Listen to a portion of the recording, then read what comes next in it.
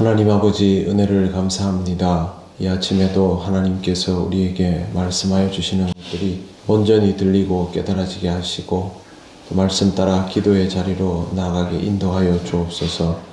예수님 이름으로 기도드립니다. 아멘. 찬송가 438장 하나님께 찬양드립니다. 내 영혼이 은총 입어 중한 죄짐 벗고 보니 슬픔 많은 이 세상도 천국으로 화하도다. 할렐루야 찬양하세.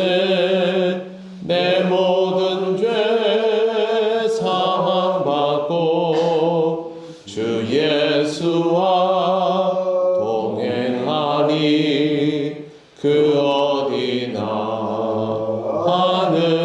하늘나라.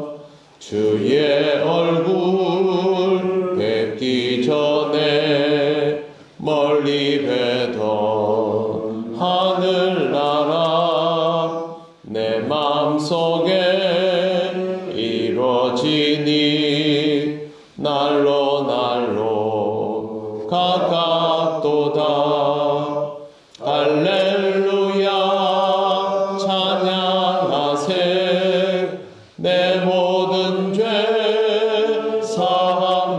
사함받고 주 예수와 동행하니 그 어디나 하늘나라.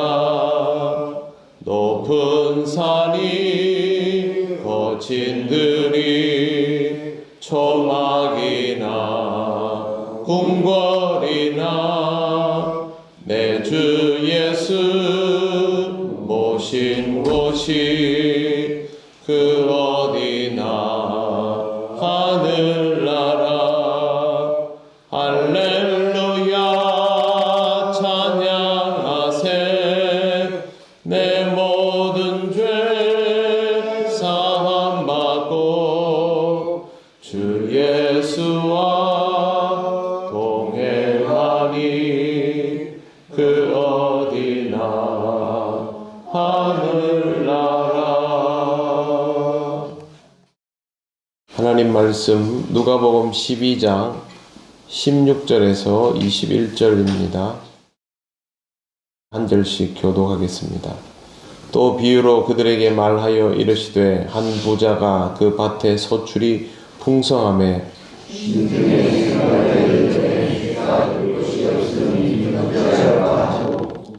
또 이르되 내가 이렇게 하리라. 내 곳간을 헐고 더 크게 짓고 내 모든 곡식과 물건을 거기 쌓아 두리라. 또 내가 내 영혼을 이르되 영혼아 이르되 슬픔을 많이 쌓아서 뒀으니 하나님 쉬고 먹고 마시고 즐거워하라.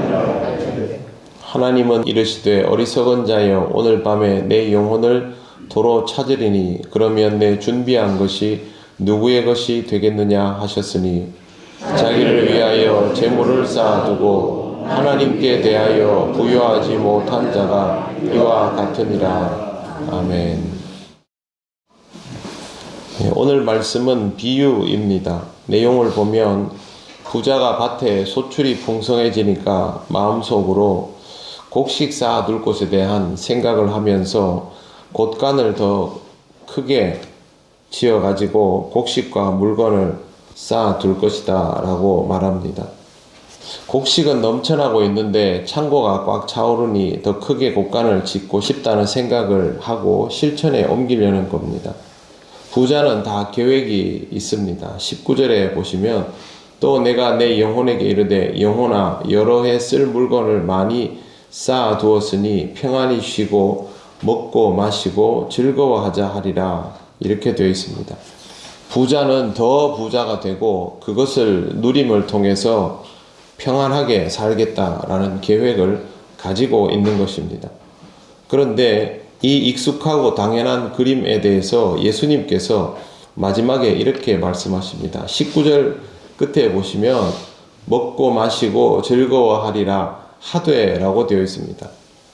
하되라는 말은 부자는 그렇게 즐거운 상상을 하고 있지만 그것과는 상관없는 일들이 이루어지게 된다라는 뜻입니다. 20절 하나님은 이르시되 어리석은 자여 오늘 밤에 내 영혼을 도로 찾으리니 그러면 내 준비한 것이 누구의 것이 되겠느냐 하셨으니 하나님께서 부자의 생각과는 전혀 다른 것이죠.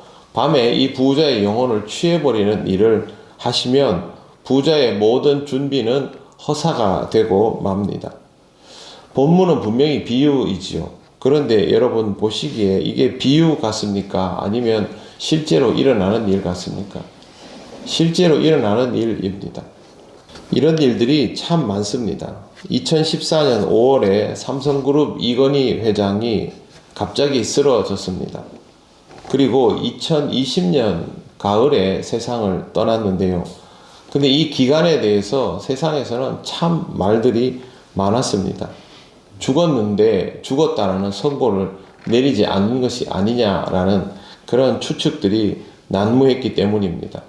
그러자 내놓은 것이 뭐냐면 이건희 회장은 저체온 요법으로 생명을 연장하고 있다. 그렇게 하고 좀 지나서 회복이 되어서 의식이 있고 뭐 가벼운 활동도 한다. 뭐 이런 이야기들이 계속해서 나왔습니다.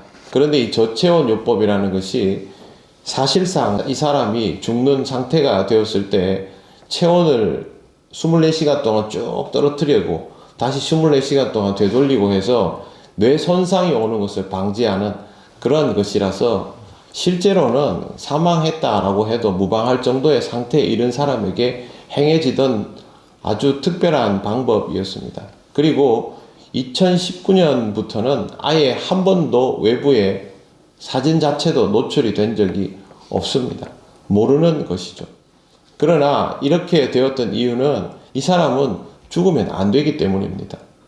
지금 삼성의 제일 대표인 아들이 자리를 잡지 못한 상태에서 이건희 회장이 세상을 떠나면 그동안의 모든 계획들이 다 흔들리게 되기 때문에 그래서 죽어서는 안 되는 사람이라서 그렇게 이런 억측이 난무하고 많은 이야기들도 나오게 되었던 것이죠. 이렇게 될 줄 누가 알았겠습니까?